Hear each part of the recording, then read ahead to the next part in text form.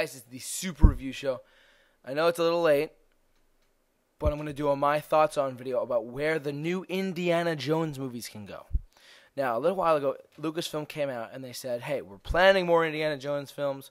It's going to be great, but we have no scripts yet and we're still moving forward. We don't even know if it's going to be a sequel with Harrison Ford or not, or even a reboot or something. But here, for this My Thoughts On, I'm going to ask, when you watch this video, just comment below, and if I make anything, spark any ideas, comment below. I'd love to see your thoughts. Now, that being said, where could future Indiana Jones movies go? Now, mind you, there's a ton of books, there's a ton of comic books about other stories that Indy went on in the Nazi and the 40s-ish era. Now, like early 30s too, like 31 and 32 as well. But yeah, like, where I believe it could go is that it could mimic the James Bond franchise. What I mean by that is you have him stay. You have him stay in the 30s and 40s, where he's meant to be fighting the Nazis, punching Adolf Hitler in the jaw and say, "Get off my lawn," stuff like that. Because the more I think about it and I watch Crystal Skull, the fourth Indiana Jones film, the more I think Spielberg was bored. He said, "Let's make another Indiana Jones movie," and then we'll put some CG in it later, whatever. He was bored and he didn't tell a great story.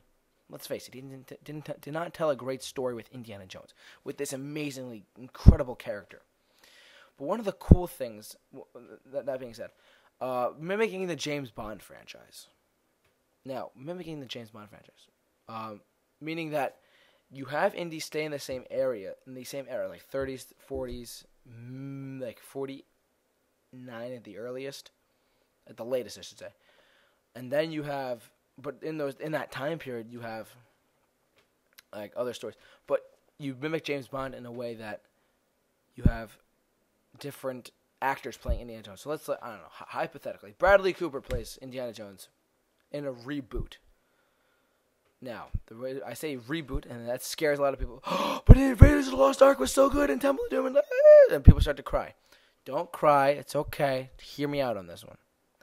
You reboot Indiana Jones because you can't go forward in this unless you make a prequel to Temple of Doom, and prequels aren't that great sometimes. X-Men First Class exceptions, but what you would have to go with the Indiana Jones franchise, you would have to do a James Bond treatment. So like Bradley Cooper plays him for like 5 years, Chris Pratt plays him for the next 5 to 10 years, and so on and so forth. That way you have continuing stories with the character after you reboot the character. As much as people hate reboots and sequels, and bad sequels anyways, but people hate reboots because they don't want to see a relaunching of an incredible story. But I think you got to reboot. You got to reboot Indiana Jones at this point. You have to do it. There's no doubt in my mind, because since the last movie kind of bumped the line, so to speak, it caused the continuity to go a little shaky. It wasn't. The fourth movie did a lot of problems to the franchise as a whole. So you reboot it, you make 10 new films, whatever, or you do the James Bond treatment with like a prequel to Kingdom of the Crystal Skull. Because don't forget, Crystal Skull took place in 1957. So when you have him in 57, you can have stories before that of him like, oh my God, maybe he was at Roswell investigating the UFO stuff. Who knows? And that would set up Crystal Skull. But you have other stories in between 1936 and 1957, and then you have your time zone. And then you could switch out Indy every so often. So you mimic the James Bond. You don't have to reboot it then, because you could just put a regular actor in there and see what happens.